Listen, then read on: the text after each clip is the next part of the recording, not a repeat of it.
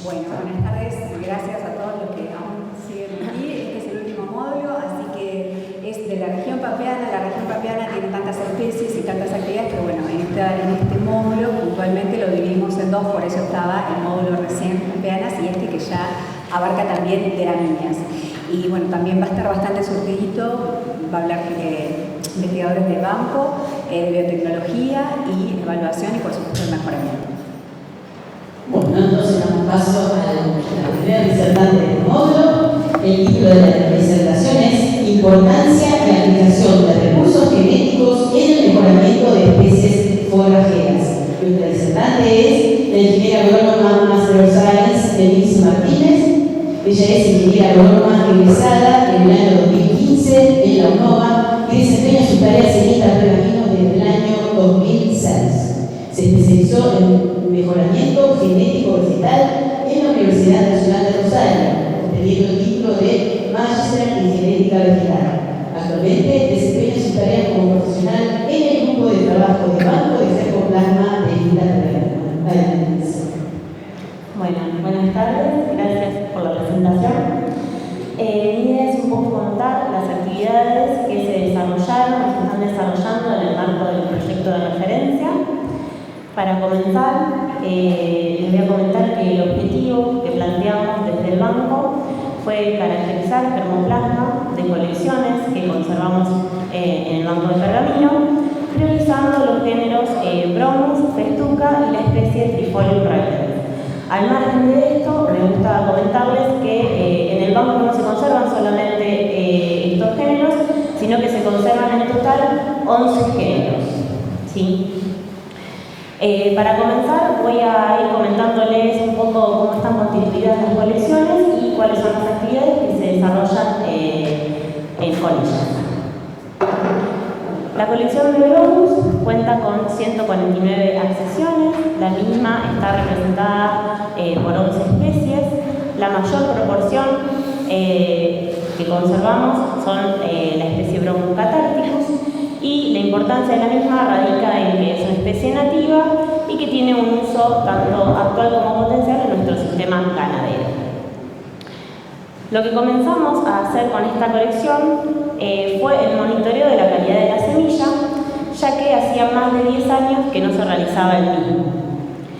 Esto fue un trabajo conjunto con el laboratorio de semillas y a través de la prueba topográfica del tetrasolio determinamos el porcentaje de semillas vivas y el porcentaje de semillas muertas que había en las muestras remitidas de la colección al laboratorio. Es lo que conocemos normalmente como viabilidad.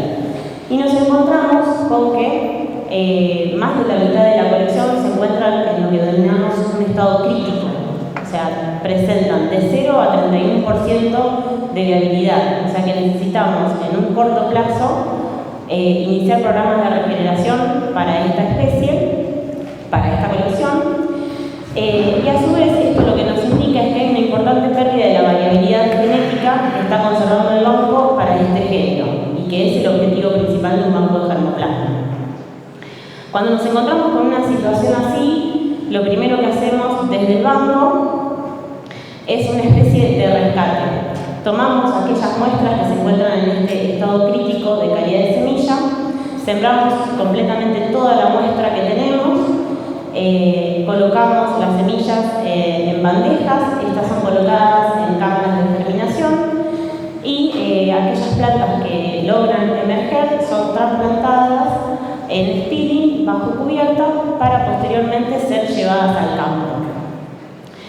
Allí las dejamos cumplir su ciclo para tratar de restituir esa muestra y a su vez hacemos una caracterización basada en descriptores que se encuentran en el servidor de FAO, y con esa caracterización lo que nosotros tratamos de hacer, que es el siguiente paso, es evaluar cuál es la pérdida de esa variabilidad que tenemos en esa población, porque claramente esto que nosotros estamos tratando de rescatar no va a representar la muestra original, ¿sí? Y esto es lo que estamos trabajando hoy en día con esta colección. Tuvimos algunos inconvenientes a través de la pandemia, pero bueno, finalmente este año logramos comenzar con el programa de regeneración y comenzar este rescate y esta caracterización de las poblaciones que se encuentran en estado crítico. En cuanto a la colección de Festuca, esta es una colección, una de las más grandes que conservamos, está compuesta por 585 accesiones, donde se encuentran representadas principalmente 3 especies.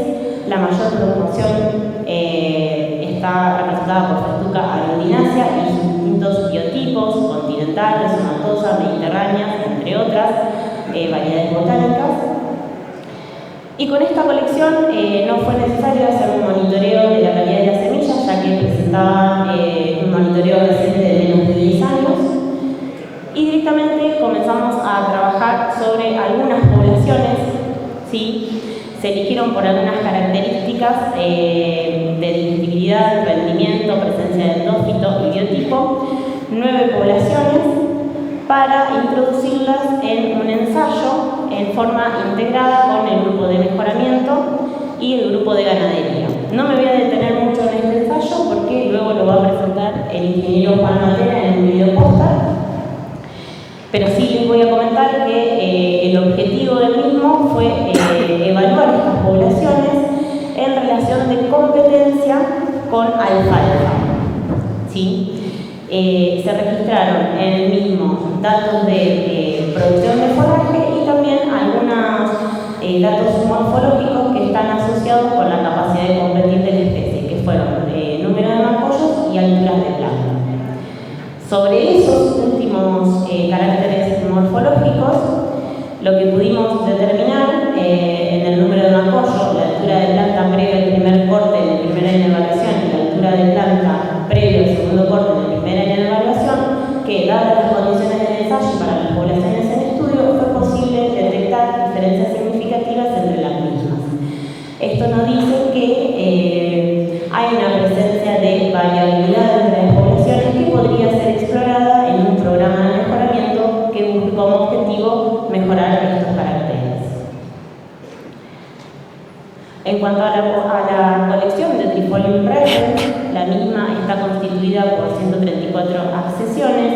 En este caso se realizó el monitoreo de calidad de la semilla y observamos que el 40% de la colección aproximadamente presenta un rango de viabilidad entre 64 y 96%, que para nosotros es un buen valor, digamos, teniendo en cuenta los valores iniciales con los cuales las muestras fueron ingresadas a la colección. Sin embargo, cabe destacar que también hay una importante proporción de la colección que se encuentra en un estado crítico y que debe ser en el corto plazo introducida a un programa de regeneración, porque esto conlleva sino a una importante pérdida de la variabilidad genética de la colección en sí. Sobre esta colección lo que se realizaron fueron trabajos en conjuntos con el grupo de mejoramiento, llevados a cabo por el ingeniero Javier Lavandera. En el mismo se eligieron 6 poblaciones de trébol blanco por diferentes características, como se muestran en pantalla: ancho de folíolo, longitud de folíolo, rendimiento, altura y por origen.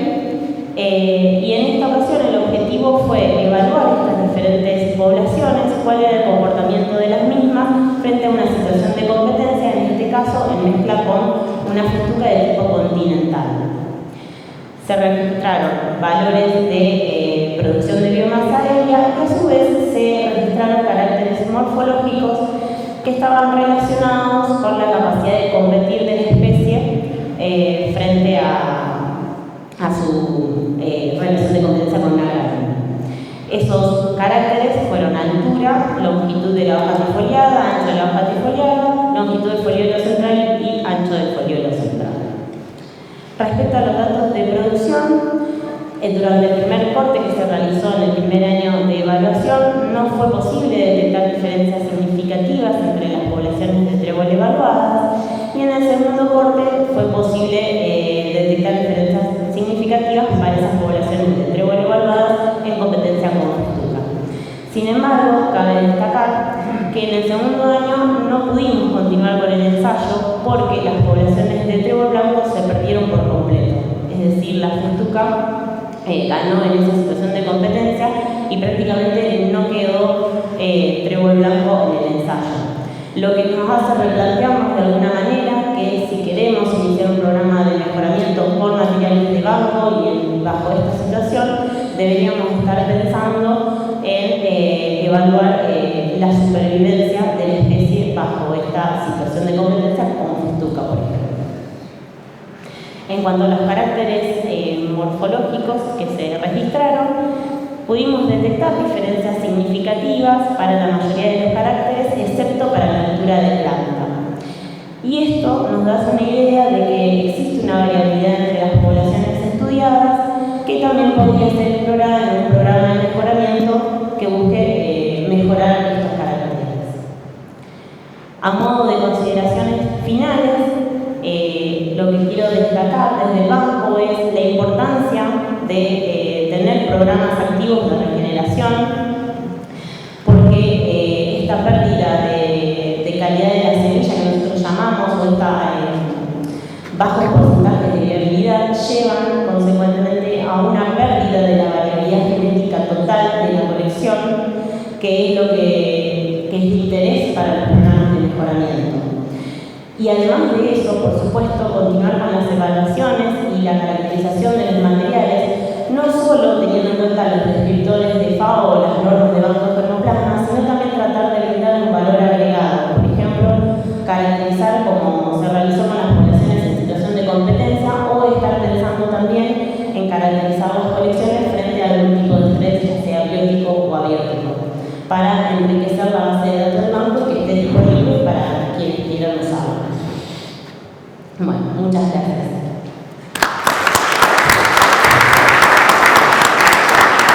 Muchísimas gracias, Eunice. Felicitaciones y gracias por tu disertación. Vamos a escuchar a continuación la siguiente charla, que se titula Técnicas para la edición génica de Lotus Tenis, regeneración in vitro y transformación genética mediada por agrobacterias tuberculosis. La disertante es en este momento la ingeniera agrónoma doctora Agustina Angelito. Agustina es ingeniera agrónoma egresada de la Universidad Nacional del Noroeste de la provincia de Buenos Aires, doctora en Ciencias Agrarias de la Facultad de Ciencias Agrarias de la Universidad Nacional de Rosario, vinculada como becaria de grado y posgrado al grupo de mejoramiento genético de especies extranjeras de la Estación Experimental Agropecuaria Pergamino desde 2011 y al laboratorio de biotecnología experimental desde el año 2013. Es investigadora y docente de la norma. Adelante, muchas gracias. Gracias por la presentación. Bueno, yo voy a presentar nuestra actividad dentro de este proyecto, que forma parte de la actividad 101 de este proyecto y además también forma parte de un proyecto de investigación de la universidad que se aprobó este año. Y me olvidé acá de poner que es una actividad que está compartida en el proyecto de biotecnología. Esos son los participantes. El responsable de la actividad es el ingeniero agrónomo Antonio Díaz Paleo, el jefe del laboratorio de biotecnología, y por el INTA está también a la par de lo que yo realizo, la investigadora Lorena Roldán. Bueno, como introducción, los objetivos de mejoramiento genético del Lotus son lograr la productividad y aumentar el rendimiento de forraje en ambiente con limitantes edafoclimáticas mediante la persistencia, distribución, calidad y tolerancia a estrés, y también, obviamente, la producción de semillas. Esto, desde hace varios años, el grupo de mejoramiento se viene logrando con mejoramiento genético tradicional y estamos incorporando herramientas biotecnológicas en apoyo al mejoramiento genético tradicional. Una de estas herramientas es la edición génica, que se vale de la transformación genética debido a que requiere que se puedan transformar las plantas con la construcción de Cas9 y el RNA guía, y es por eso que es un cuello de botella de la edición. Hay muchas especies que no cuentan con protocolos de transformación y muchas veces los métodos de transformación son genotipo dependientes o tienen muy baja eficiencia. Es por eso que hace varios años se hacen esfuerzos para hacer más eficiente la transformación de muchas especies tratando de incrementar la regeneración y las tasas de regeneración y de transformación. A su vez, además de la transformación genética, es indispensable optimizar los protocolos de cultivo de tejidos y de regeneración. Para el Lotus tenuis, estos protocolos existen y se encuentran publicados, fueron desarrollados por el IBONE y los aplicamos a nuestro grupo para la realización de mi tesis doctoral para la sobreexpresión del gen NHX1 que participa en la tolerancia a la salinidad de la especie. A partir de esto, y dado que la eficiencia de transformación que teníamos al momento de realizar mi tesis doctoral fue baja, nos propusimos optimizar estos protocolos para poder utilizarlos para realizar edición génica en forma más eficiente. Entonces, el objetivo de esta actividad fue optimizar las técnicas de regeneración in vitro y transformación mediante Agrobacterium tumefaciens en Lotus tenuis, al fin de que puedan ser utilizadas para realizar edición génica. Nuestra intención es, en el corto o mediano plazo, poder realizar la edición génica de la especie. Pero por eso teníamos que ir a un paso previo. Lo primero que realizamos fue la evaluación de distintos genotipos para poder comparar su capacidad de regeneración in vitro, y para esto partimos de un genotipo de una familia del programa de mejoramiento genético de INTA Pergamino, de un genotipo de cultivar esmeralda de la empresa Gentos y de dos genotipos de cultivar Pampa INTA. En el IBONE trabajan con este cultivar, parten de semilla in vitro, y lo que nosotros queríamos lograr era encontrar un genotipo puntualmente para poder hacer siempre la regeneración del mismo y usar siempre el mismo. El ensayo que realizamos fue en condiciones in vitro en la cámara de crecimiento. Utilizamos 6 repeticiones con 5 foliolos cada uno, los foliolos como explante, que se esterilizaron con hipoclorito de sodio y se colocaron en medio de regeneración semisólido que consiste en medio MS suplementado con las hormonas benzilaminopurina y ácido naftalina acético. Se realizó el cultivo del mismo, se mantuvieron a 24 grados en un ciclo de 16 horas de luz y 8 horas de oscuridad, y se realizó el control de la aparición de yemas a los 19, 30, 35, 45 y 60 días a fin de comparar la eficiencia de regeneración de estos 4 genotipos evaluados. Como resultado, lo que observamos fue que el genotipo Pampa-WT hasta los 35 días fue el que presentó un mayor porcentaje de regeneración, y luego en las siguientes fechas de evaluación hubo otros genotipos que se acercaron a este porcentaje, pero como el Pampa-WT ya venía regenerando desde los 19 días, la realidad es que puede observarse que las yemas eran de un tamaño mucho mayor al de los otros genotipos.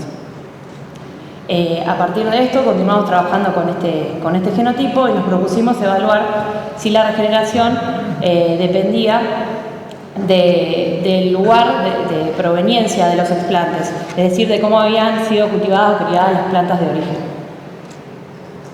De esta forma realizamos un ensayo tomando explantes siempre del mismo genotipo, propagado en invernáculo, en sala de cultivo e in vitro, y se evaluó la regeneración a los 18, 30, 36, 45, 53 y 60 días. Lo que obtuvimos como resultado fue que hasta los 36 días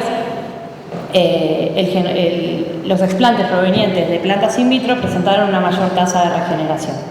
De esta forma pudimos determinar que la mayor tasa de regeneración en estas condiciones fue del genotipo Pampa-WT en condiciones in vitro.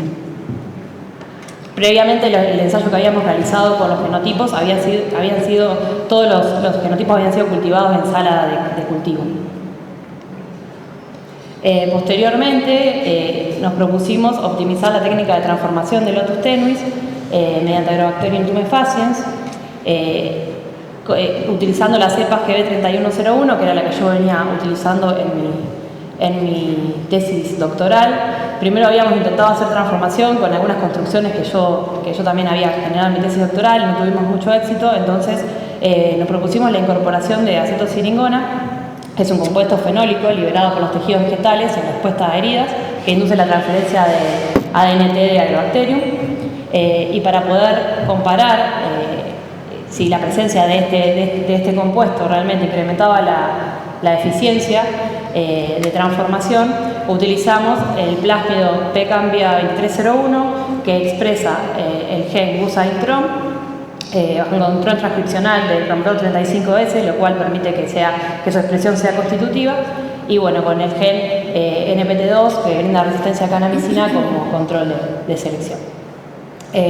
Lo que realizamos fue el cocultivo en medio MR, o sea, el cocultivo de la bacteria y los explantes en medio MR sin adición de acetosiringona y con adición de acetosiringona.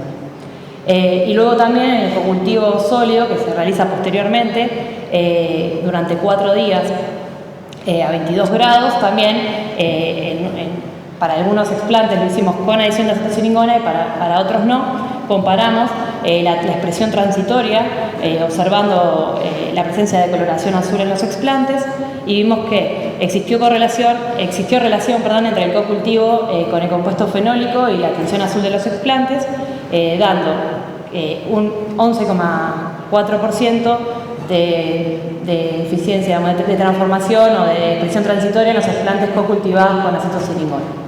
Mientras que los que no fueron cocultivados con acetosiringona presentaban únicamente un 1,1% de coloración azul.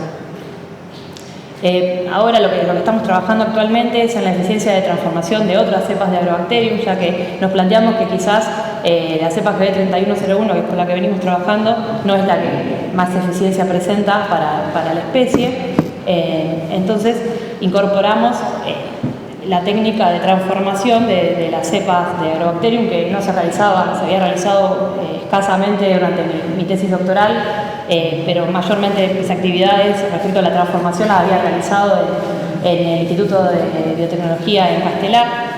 Entonces incorporamos esta técnica y transformamos las cepas LBA4404, AGL1 y EHA105 con el mismo plásmido que mencioné anteriormente a fin de comparar su eficiencia.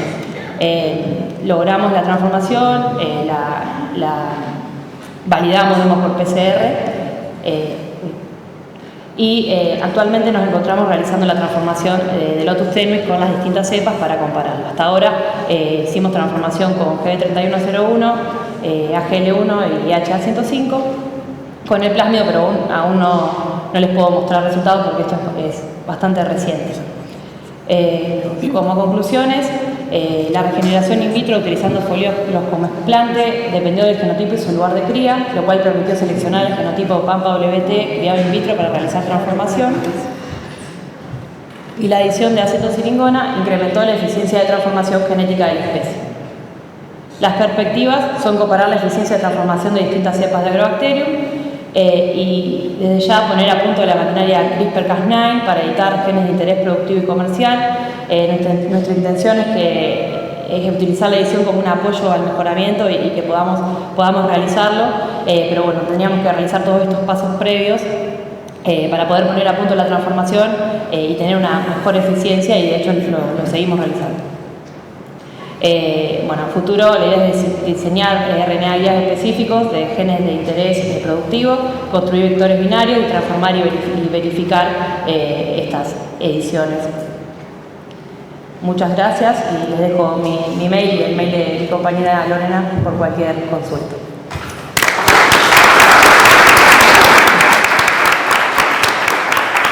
Felicitaciones y muchísimas gracias, Agustina, por el trabajo y por tu presentación. Vamos a pasar a la siguiente exposición. Va a estar a cargo del ingeniero agrónomo Marcelo González Alejo y se titula Mejoramiento genético de reglas anual y verificado.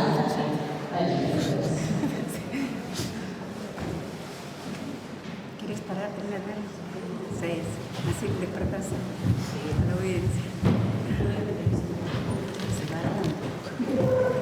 Hola. Como voy a buscar de que tiene ganas de hacer la cámara del día, capaz yo me voy a parar para moverme y poder estar un poco de espacio. ¿Arranco? ¿Ya presentaron?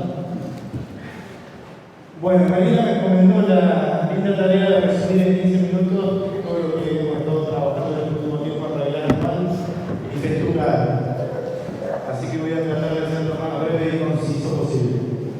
Bueno, voy a presentar yo la charla, pero en general como manera trabajamos siempre en estas dos especies asociadas.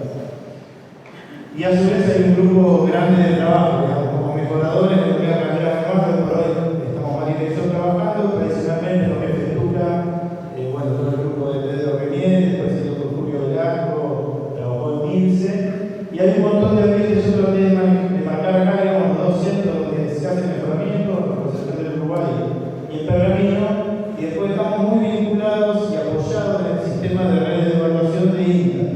Fíjense que ahí en verde están la localidad donde se evalúan materiales provisorios, culturales comerciales de realidad anual, y una red un poco más nueva que arrancó el año pasado, que fue la Comatera, sitio de evaluación, en violeta creo que es el museo electrónico, la red de FETUC, que fíjense que llega hasta el GEL. Y toda gran parte de este trabajo también tenemos mucho apoyo de lo que es a toda la vida de la mañana, la formación de recursos a través de distintos tipos de siglas.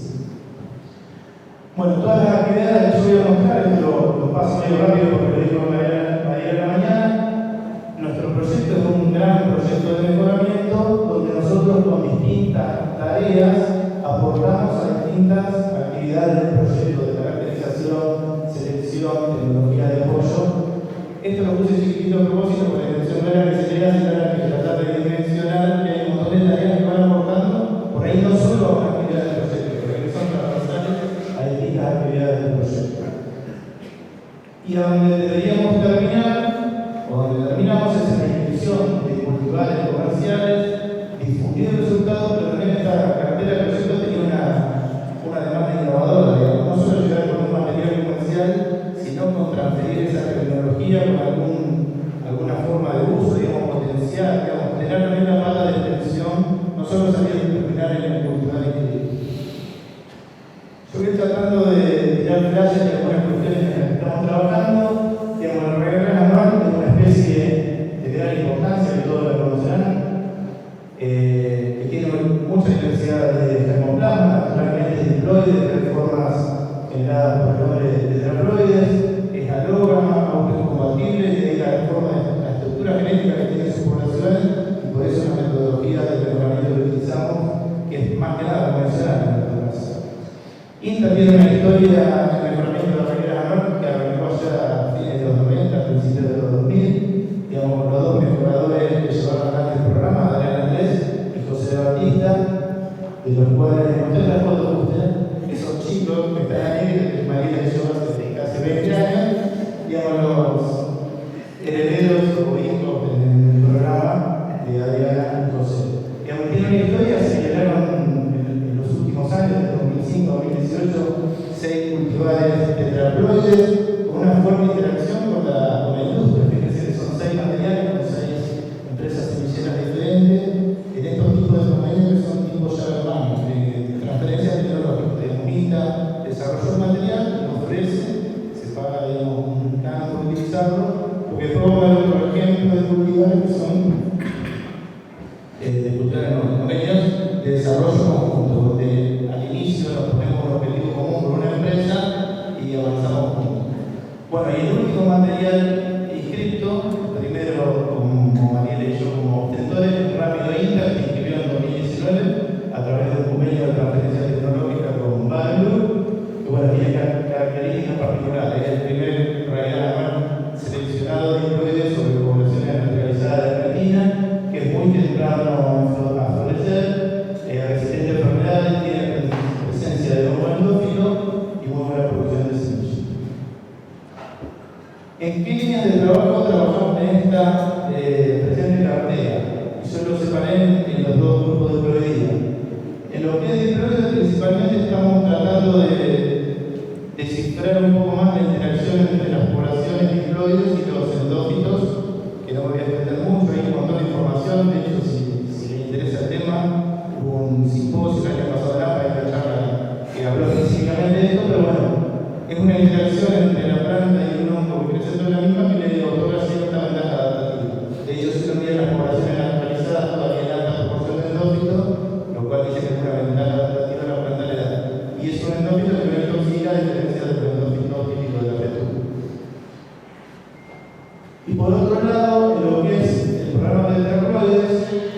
Acá sí las actividades principalmente están vinculadas a un convenio de investigación y desarrollo, también con varios preparadores que tiene distintos objetivos principales. Por un lado, hace unos años logramos incorporar endófitos en Germoplasma tetraploides, que es algo que nos está reportando la bibliografía.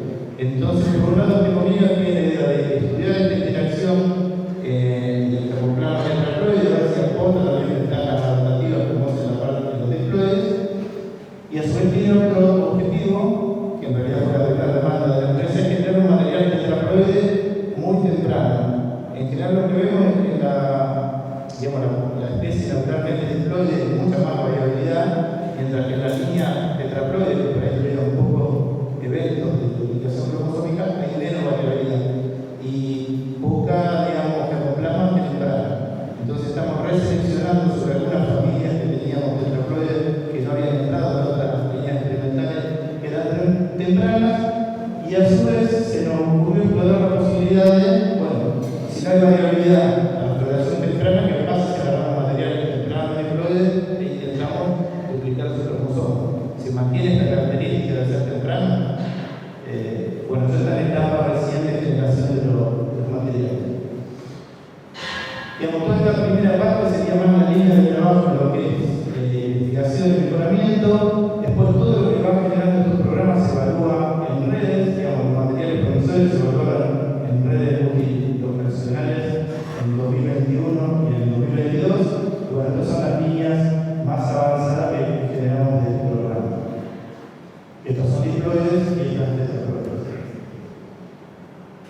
Y como la última parte, eso que les comentaba como novedoso de los nuevos proyectos o de los proyectos estructurales en los que estuvimos inmersos, es tratar de también desarrollar tecnologías de manejo para llevar al productor cuando uno entrega materiales. Estamos entregando este material que uno debería sembrarlo de esta forma, manejarlo el pastoreo de esta forma, con este nivel de nutrición, de fertilidad y demás. Algunos ejemplos de lo que es, por ejemplo, infección endocítica. Bueno, yo no voy a mostrar parte, yo quiero sacar mi tesis de doctorado en todo lo que es la línea tetraploide, pero hicimos algunos ensayos exploratorios, y algunos ensayos muy exploratorios, pero complicados, en serio, porque son una especie de plantilla y una tesis de grado, donde se evaluó y se está procesando la información, la interacción entre materiales endófitos, las poblaciones diploides y tetraploides. En este caso es un ejemplo en condiciones de salinidad. Como el verde va a tener control, 150 milimolar de cloruro de sodio y 250. Si bien se está procesando la información, vemos que la respuesta es bastante compleja. Hay como cierta interacción entre que algunas poblaciones bajo algunas condiciones fueron beneficiadas por el endófito, en otras condiciones no, pero bueno, se está procesando esa información. En el caso de la tetraploide, esto está expresado como índice de tolerancia, vimos un muy buen comportamiento de la línea tetraploide con el hongo respecto a la no línea del hongo en el nivel intermedio de salinidad, y bueno, ya después a nivel de 250 fue muy extrema, prácticamente no hubo diferencia porque prácticamente no mencioné. En cuanto a esa línea de trabajo que yo les comenté de desarrollar un cultivar tetraploide súper temprano, esto arrancó allá en 2019 con este convenio de vinculación tecnológica que les comentaba, con una tesis de grado, ¿no? Sí, de Edith Mendizábal, pero utilizamos un sistema de selección recurrente que ya llevamos 3 ciclos de selección y estamos en el 4º ciclo de evaluación.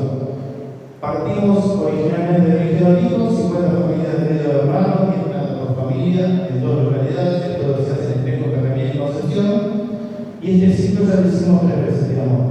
Todos los años elegíamos las mejores 25 plantas que le gustaba la María de Carramilla, las mejores 25 que gustaba la misma Concepción, nos intercambiamos material y son las 50 familias que se volvieron a seleccionar sobre 3 ciclos. Yo digo que es selección recurrente fenotípica, pero nosotros utilizamos esta estructura de familia, el primer screening que decimos, bueno, si cierta familia consistentemente es buena laboralmente, en realidad tenemos alguna, estamos estimando que tiene una variabilidad en algún sentido considerable, por lo tanto tenemos algún criterio, no es solamente fenotípica, tenemos algún criterio de fenotipo. Todo esto yo no voy a tener tanto en la información de masa, pero muchas veces cuando es solamente selección para obtener variedades, nosotros elegimos y seleccionamos ayudamos, pero también generamos información, sobre todo cuando tenemos especialistas para tomar mucha más cantidad de variables, digamos, parámetros genéticos, de viabilidad, correlación genética entre las redes y demás. Bueno, esta línea que ya tiene 3 ciclos de selección fue evaluada en los ambientes del año pasado y estuvo bien, se comportó mejor que el promedio de los materiales evaluados. Y este 4 ciclos de selección ya no lo vamos a hacer en plan individual, sino que tenemos las 50 familias en 2 localidades en plan de eso, como para confirmar que esto que venimos haciendo en el plan individual y es muy consistente. Esa es la tesis de Maya Tedesco, que acaba de volver a la tesis de grado temprano. Bueno, en cuanto a la generación y variabilidad genética, esto que le comenté, bueno, si hay poca variabilidad de tetraploides, ¿qué pasaba si duplicamos una línea diploide temprana? Esto arrancó en 2019, esto lo hice yo, Mariela, digamos, que se encargó del laboratorio de Antonio Díaz Pereiro, que colaboró mucho con Lola Maciel. En una primera etapa ellos trataron de ajustar la metodología, usaron un control y 2 niveles de colchicina, digamos, tuvieron un éxito interesante, digamos, si bien el nivel más bajo de colchicina sobrevivieron más plantas, después fue menos la proporción de tetraploides sobre ese nivel más bajo, entonces nos terminamos quedando para el siguiente ciclo con un nivel un poco más alto de colchicina que sobrevivían menos plantas, pero un alto porcentaje de esas que sobrevivían eran tetraploides. Una vez que ajustaron la metodología, que fue sobre 3 materiales diploides, no hubo un efecto diferencial en los materiales, por eso se muestra los promedios de los 3 materiales. El año pasado se repitió el proceso, pero ya sobre un número más grande de individuos, como para generar una población más amplia de individuos tetraploides. Que eso ya la tenemos en este momento en el espíritu para llevar al campo. De cada uno de estos 3 materiales tenemos 60 familias de medio hermanos para, digamos, eso ya está chequeado en el sistema de grupo con bien tetraploide, pero ahora vamos a hacer una observación visual también como para chequear que es morfótico con nosotros los niveles. Bueno, como les decía, una vez que las líneas salen del programa van a redes de evaluación, que son entre 8 y 9 localidades. Este es un ejemplo del año pasado, que fue un año particular, no determinamos generación de tipo ambiente y los materiales. El año pasado no había convenio con la Cámara, o sea que nos comparamos con nosotros mismos. Comparamos las líneas avanzadas con los materiales listas que teníamos en el manual. Se comportaron muy bien los materiales nuevos, fíjense, rápidos, experimental temprana, experimental de diapositiva, respecto a materiales también listas, pero inscritos hace más tiempo. Pues un poco mostrar el efecto de, digamos, ahí yo traje un poco más de jugo personal, digamos, vendí en esas redes los materiales de la red de infectado y libre como para tener una información del comportamiento de en línea media del material infectado y en línea más clara del material libre. La misma base genética con isinerón. Y vemos que bueno, el material infectado fue superior en todas las localidades. Es un poco tiempo, voy a pasar más. Bueno, y la tercera pata era llevar más a la etapa de extensión. Tenemos un ensayo de manejo, esto que va a pasar, está publicado en AMPA 2021, un ensayo de manejo al primer pastoreo, como no entrando apurado al primer pastoreo, uno prácticamente incrementa entre un 20 y un 30% de la producción de estos verderos de invierno. Esto compara a Raguelán con otros verderos de invierno. Digamos, entrando 15 días después de como entra típicamente el productor del medio de mi zona, uno se capitaliza con un 20 y un 30% más de disponibilidad de forraje. También manejo de la fertilización. Y voy a hacer cortito en la parte de textura porque es lo primero que he trabajado yo. También tiene una historia muy importante, se lo hice porque seguro que me quiero preguntar a ella. Tiene una historia muy importante que arrancó con Pedro Rivera y con Julio, con la Semana 2015, donde se han generado un montón de materiales, información básica, cultivares inscritos e incluso líneas que están próximas a licenciarse también con la empresa a través de convenios de vinculación tecnológica. Bueno, hay un montón de información básica que estoy rechequeando sobre presentaciones de Julio, pero cómo a través de la selección indirecta, muchas veces porque la producción de forraje nunca la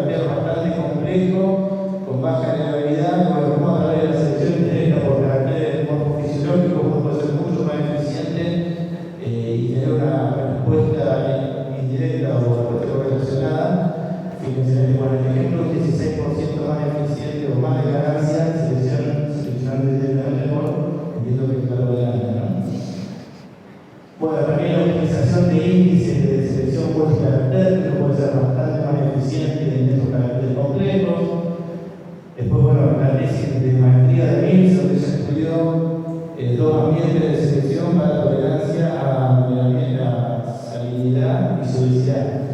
Digamos, ellos encontró qué pasaba si seleccionaban un ambiente sin salinidad y sin solubilidad, si tenía una respuesta similar o elegía los mismos mecanismos en el ambiente con el estrés.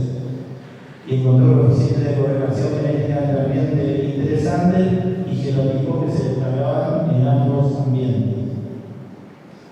Más o menos aquí son las últimas dos, por el momento. Arrancamos un programa con Mariela a partir de poblaciones de banco de Fermoplasma. Digamos, había ciertos trabajos que habían caracterizado poblaciones de festuca de banco de Fermoplasma y se eligieron poblaciones prometedoras, 19, creo que eran 11 continentales y 8 mediterráneas. Primero arrancó con una caracterización de todas estas poblaciones en los dos ambientes, en Concepción del Uruguay y Pergamino, un total de 1520 genotipos. Por 2 años evaluados, se caracterizaron, se permitieron que se incluso porque eran poblaciones diferentes, o sea que teníamos que romper ese posible desequilibrio de ligamiento que puede haber en las poblaciones. En 2021 cosechamos plantas y generamos pools de las plantas selectas continentales de Pergamino, selectas continentales de Concepción y lo mismo para Mediterráneo. Y esa es la etapa que estamos hoy. Hoy tenemos en cada uno de los ambientes NUCSEIS, esa población que armamos a partir de esas poblaciones de banco para el proceso de selección. Y la última, es nueva, digamos, a principio de año se firmó un convenio de vinculación tecnológica, también Intervalgroup, y que es bastante novedoso también porque establece utilizar termoplasma compartido, digamos. La empresa aportó un montón de introducciones de ellos y nosotros estamos evaluando comparado con nuestras materias que estamos generando con Marina, y este convenio de investigación tiene dos objetivos principales, lo que es festucas continentales, mejorar el valor nutricional, y lo que es festucas mediterráneas, incrementar la productividad, adaptabilidad y sanidad. Con esto es lo que he comentado, que es el proceso actual Fermoplasma compartido. Bueno, probablemente me olvide de algunos, y algunos ya no están trabajando en los grupos, pero bueno, esta es gran parte de toda la gente que colabora en todas estas actividades. Muchas gracias.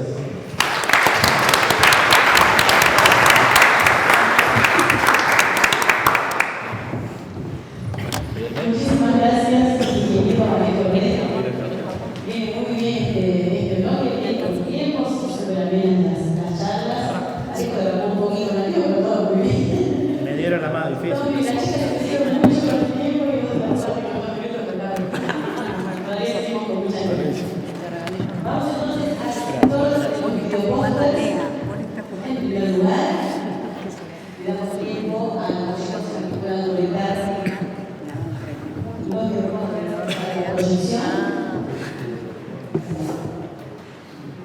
El póster número 1 se titula Evaluación de germoplasma de festuca alta en mezclas forrajeras con alfalfa. El autor es el doctor Juan Matera. Juan es investigador de INTA Pergamino, inició su carrera en INTA primero como becario de formación en INTA Rafaela, trabajando en producción y utilización de pasturas y realizando la maestría en producción vegetal. Desde el año 2015 se desempeña como investigador en INTA Pergamino y realizó el doctorado trabajando en pasturas templadas. Actualmente se desempeña como jefe del grupo Olmos. Vamos a ver su video. Hola, estoy presentando el trabajo Evaluación de germoplasma de festuca alta en mezclas forrajeras con alfalfa. Mi nombre es Juan Matera y este trabajo lo realizamos en conjunto con Emilce Martínez, Agustina Lavarello, Nelson Fioravante y Javier Lavandera de INTA Pergamino. Como introducción, mencionar que en la región pampeana habitualmente se realizan pasturas mezclas de gramíneas y leguminosas por beneficios que aportan unas y otras especies dentro de las mezclas. Y dentro de este tipo de mezclas se destacan las mezclas de alfalfa y festucas muy utilizadas en sistemas ganaderos, básicamente en suelos de moderada a buena aptitud, principalmente por los requerimientos de la alfalfa en cuanto a fertilidad de suelo. En relación a la festuca, encontramos que existen dos ecotipos con diversa estacionalidad, aparte de otras características diferentes, pero la estacionalidad distinta, que es el ecotipo mediterráneo versus el ecotipo continental. El ecotipo de Mediterráneo entra más en latencia en verano, y tiene una tasa de crecimiento un poco mayor que el ecotipo continental en invierno. Mientras que el ecotipo continental no tiene tanta latencia en verano, por eso vemos las plantitas más grandes en esta estación, en invierno produce menos y en primavera se destaca por mayor producción. ¿Qué es lo que tuvimos en cuenta como objetivo de este trabajo? Bueno, fue caracterizar productivamente poblaciones promisorias de festuca alta en mezcla con la alfalfa. Esto podría ser enriquecedor para un programa de mejoramiento que tenga como finalidad brindar un cultivar superior de festuca alta adaptado a la competencia con alfalfa, ya pensado y desde diseñado, digamos, el cultivar pensando en este tipo de mezcla, en este tipo de ambientes.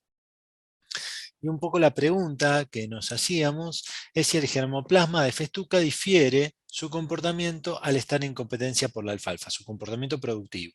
Para esto lo hicimos en el sitio en el INTA Pergamino, planteamos tratamientos que fueron 9 poblaciones de festuca alta del banco de germoplasma de INTA Pergamino y el cultivar comercial Luján INTA. Cada uno de ellos en microparcelas en mezcla con alfalfa, grupo 9, sin reposo invernal. Aquí podemos ver el detalle de los distintos materiales de festuca alta y podemos ver que hubo materiales continentales, de caploide, que es otra especie dentro del género festuca, y también 3 materiales de ecotipo mediterráneo. El diseño fue en bloques completos al azar con 3 repeticiones donde se planteaban microparcelas, aquí podemos ver una imagen, donde se generaron los canopeos con plantas trasplantadas a estas distancias, donde la festuca estuvo ocupando los puntos negros y los cuadraditos son las plantas de alfalfa. Aquí vemos las distancias y vemos que bueno, se utilizaron 12 plantas de festuca y 25 plantas de alfalfa, ya que la alfalfa fue bordura de cada microparcela. Por eso la mayor cantidad. Y se realizaron evaluaciones de producción de forraje durante 18 meses, 1 año y medio, donde se pudieron realizar 5 cortes de evaluación y 2 cortes de limpieza. Se midió que la producción de forraje en superficies de 1/4 de metro cuadrado, separando por componente gramínea y leguminosa. El análisis se hizo para la producción total de estos 5 cortes durante los 18 meses, donde se comparó la producción de festuca y la producción de alfalfa. ¿Qué resultados obtuvimos? Bueno, esta es la imagen, la figura que resume los resultados productivos obtenidos, donde podemos ver la producción del componente festuca en estos 18 meses, la sumatoria. Y podemos ver que existieron diferencias significativas donde hubo materiales destacados. El de mayor producción fue el cultivar comercial Luján INTA, ecotipo continental, con la mayor producción alcanzada, cerca de 6.000 kilos y la menor variabilidad. Ahora bien, también se destacaron materiales provenientes del banco que no difirieron de este cultivar comercial, tanto de ecotipo continental, como vemos aquí en la población número 9, como del ecotipo mediterráneo. En el caso del material de caploides se ubicó en valores intermedios, mientras que los otros 2 materiales, las otras 2 poblaciones mediterráneas, fueron de menor producción de forraje. Bueno, esto es un poco lo que mencionaba recién, acerca de cómo se interpreta esta figura y los resultados principales. En relación a la producción de alfalfa, lo que hallamos es que la producción de alfalfa no difirió en la producción de forraje entre las parcelas con distintos materiales de festuca. La alfalfa fue similar y la producción que se alcanzó en el caso de la alfalfa fue de 8.000 kilos de materia seca en promedio con esta variabilidad. Entonces, pero no fue significativamente diferente. Al año y medio de terminado este ciclo, estos ciclo y medio de evaluación, se empezaron a registrar pérdida de plantas de festuca en varios de los materiales. En cambio, la alfalfa hasta ese momento mantuvo su stand original. Como conclusiones de este trabajo, bueno, un poco la pregunta que nosotros nos hacíamos al principio, si el germoplasma de festuca difiere su comportamiento en competencia por alfalfa, encontramos que sí, que la producción de forraje de festuca alta varió de acuerdo al material de festuca considerado. No fue lo mismo como vimos, hubo diferencias significativas. Apareció como promisorio el comportamiento de algunos materiales provenientes del banco, tanto continental y mediterráneo, especialmente interesante, ya que no hay tanta cantidad de materiales mediterráneos, y lo cual puede ser interesante para incluir a futuro en un programa de mejoramiento con este objetivo de este uso. Por último, la alfalfa no vio afectada su producción ni su persistencia por el genotipo presente de festuca en la mezcla. Así que bueno, estos fueron los resultados principales que obtuvimos. Gracias por el espacio y quedo a disposición por cualquier pregunta o comentario que quieran realizar. Muchas gracias. Hola, yo le voy a estar comentando sobre Cloris gallana y Panicum coloratum en suelos hidroalomórficos del norte de la provincia de Buenos Aires. Principalmente, estos ambientes se caracterizan por tener una gran heterogeneidad edáfica, en donde las unidades cartográficas están formadas en forma de complejos, asociaciones o consociaciones de serie de suelos, en donde los procesos de hidromorfismo y alomorfismo son procesos normales que pueden ocurrir de forma independiente o de forma simultánea. En estos ambientes donde yo veo que estas especies megatérmicas tienen un gran futuro. ¿Qué tipo de suelo estamos hablando puntualmente? Un alracual típico, en los cuales el principal problema que tienes es el sodio. Sin embargo, en lotes con problemas de sales, también esas especies tienen un gran futuro. Antes que nada, hay distintas prácticas de manejo en las cuales se pueden mejorar la vegetación natural de estos ambientes, que una puede ser el manejo de la defoliación, otra el manejo de la fertilización, otra puede ser incorporar especies, otra puede ser promoción de las especies existentes, y en el caso que existan especies que no sean deseables en el pastizal natural, se las puede reemplazar completamente a través de especies templadas, como por ejemplo agropiro o megatérmica, que es lo que nos trae a nosotros esta charla, lo que es Panicum coloratum y Grama rhodes. El objetivo es mejorar la productividad en cantidad y en calidad. Para ello, hay distintos trabajos que se publicaron en RAPA, son distintos resúmenes, en los cuales evaluamos distintas especies megatérmicas. Alternativa de manejo. Bueno, yo acá les voy a traer algunos resultados en cuanto a lo que es producción de forraje. Este es un trabajito en el cual evaluamos dos cultivares de Grama rhodes, uno de Panicum coloratum, y lo comparamos versus la vegetación natural. Fíjense, entre los megatérmicas no hubo diferencias significativas, pero sí estas se diferenciaron de la vegetación natural. En promedio, estas megatérmicas permitieron acumular 5.000 kilos de forraje en materia seca por hectárea, y la vegetación natural solamente 1.600 kilos. Entonces vimos que la incorporación de estas especies es factible y supera ampliamente la producción de forraje de las especies naturales de todo ambiente. Por lo tanto, después fuimos avanzando y nos pusimos a pensar qué pasa con el manejo de la defoliación. ¿Qué pasa si estas especies las manejamos de manera más frecuente, o sea, cada 250 grados días, versus de manera menos frecuente cada 500 grados días? Bueno, no encontramos diferencias significativas entre el manejo de la defoliación, y en un periodo determinado de crecimiento nos permitió acumular 3.300 kilos de materia seca. ¿Qué pasó con los materiales en sí?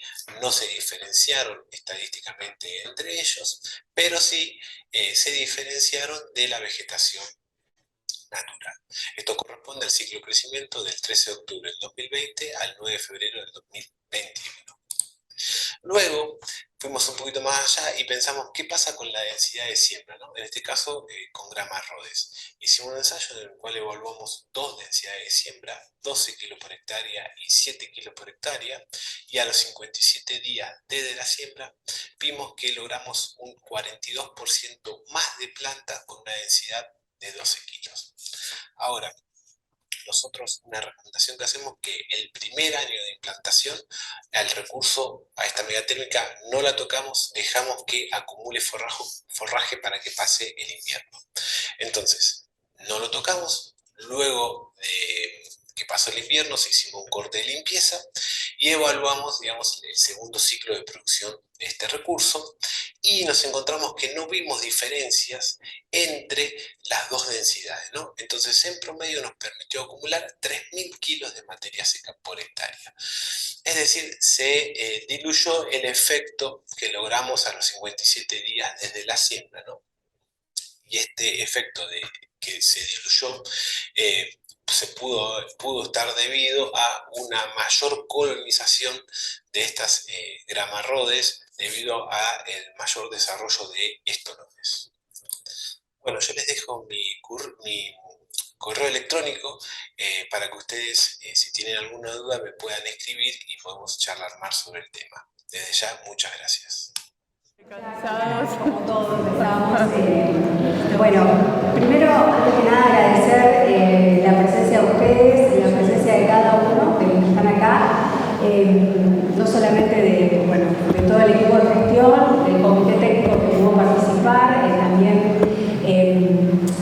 de todos los participantes que son extra proyecto y los que son del proyecto que se tomaron el tiempo, que decidieron junto a nosotros priorizar esta jornada después de tantos años, de poder reencontrarnos, poder mostrar los avances y agradecerles mucho este espacio de venir a hacer el lugar. Hay gente que viajó 3 días, hay muchos que vinieron hoy para poder estar y mañana tenemos un día muy rico de trabajo.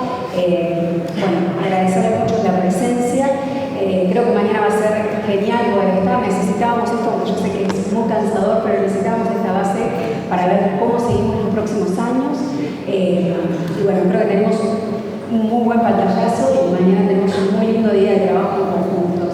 Bueno, desde ya agradecerles a todos y acá está el equipo de coordinación, que la verdad que es un placer, no solamente con ellos, sino con cada uno de los participantes. Ha sido espléndido, sinceramente. Yo no sé si alguno quiere acotar algo. Yo siempre. ¿Vos siempre? Yo siempre algo tengo que decir. No, yo quiero agradecer también, a Mariela y toda la organización. Yo a los chicos los conocí ahora personalmente porque empezamos este proyecto en 2019 y nos agarró la pandemia, así que todo era por Zoom, así que realmente muy lindo habernos encontrado. Y de todo esto que escuchamos, la verdad que hay muchísimo que se está haciendo, a pesar de los inconvenientes que día a día tenemos, ustedes saben, para hacer ciencia y bueno, todos le estamos poniendo el hombro, creo que eso está buenísimo. Y yo voy a hacer un llamamiento por las nativas.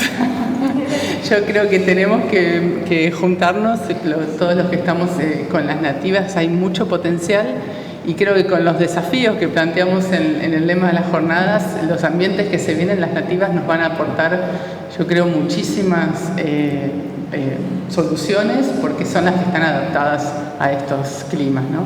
Así que yo apuesto por seguir con las nativas. No sé si alguien más quiere decir algo más.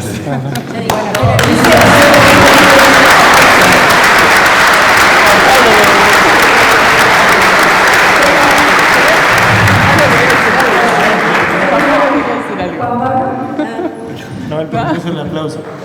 Simplemente, simple, agradecer desde ya a las empresas que nos acompañaron, que auspiciaron el evento también, al proyecto, que realmente nos han apoyado también desde planificación y por supuesto, acá tengo un coordinador que se ha viajado toda la noche, realmente muchas gracias Alejandro, eso demuestra también el apoyo al proyecto y a la universidad, que yo hoy no mencioné que este año cumple 20 años, así que para nosotros un placer poder hacer este evento en los 20 años de la universidad y que nos hayan prestado la casa. Ahora sí, muchas gracias y nos vemos en la cena de camaradería.